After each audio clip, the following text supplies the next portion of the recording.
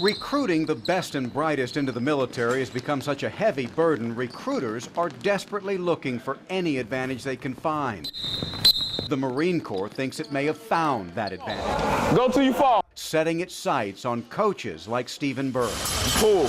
The law doesn't allow Marines to approach these freshmen, sophomores, or juniors. They're considered too young, too impressionable. Good, good. But the Marine Corps knows the value of having someone like Coach Burris on their side. And Burris knows that for many of these low-income, at-risk teens, the military wouldn't be the worst path for them. How many of them? Probably 80%. 80%? 80%. I would recommend to try it, absolutely. Coach Burris commands a lot of respect from these 15 to 18-year-olds here at Conway High School. They listen to him and they trust him, and he takes that responsibility seriously. That's just one of the reasons why Coach Burris chose to join dozens of his fellow educators here at Parris Island for the Educators Workshop. The other reason, very simple. He is convinced beyond a shadow of a doubt the majority of his students could benefit from what the Marine Corps has to offer.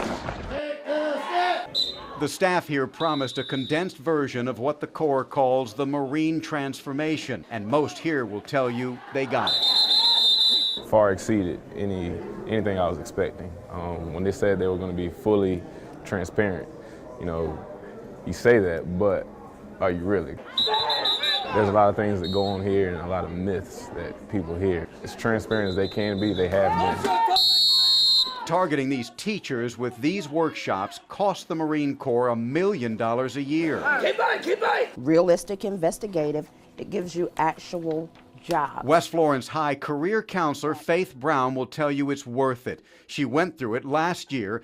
She believes whether parents like it or not, for some students, the best chance at a good life is in uniform. My job is not to sway either way, but to give them the best information I can give them.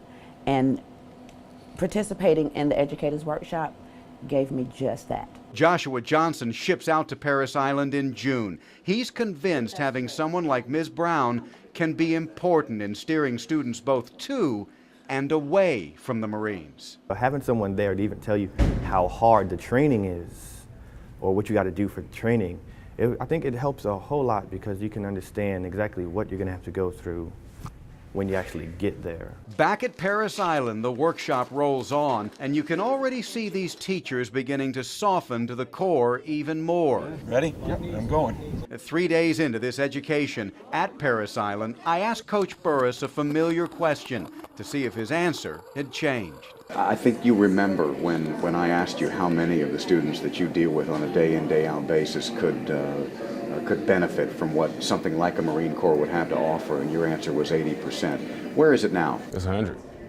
no doubt about it. And while the Marine Corps is no doubt an admirable path for any young man or woman to take, you might be asking yourself, is talking about military service with students really a teacher's role? Parents may not be so happy with the fact that you're offering up the military as an option. I don't look at it as an issue. Once you develop that relationship and they feel like you have a vested interest in their child, it would be no different than me saying, maybe you should go to the University of South Carolina and look into their business program. 1, 2, 3, 4. No question the Marine Corps has indeed found a very effective recruitment tool that can reach students in a way they never could before. At Parris Island Marine Corps Training Depot, I'm David Clue, WMBF News. 3, 4.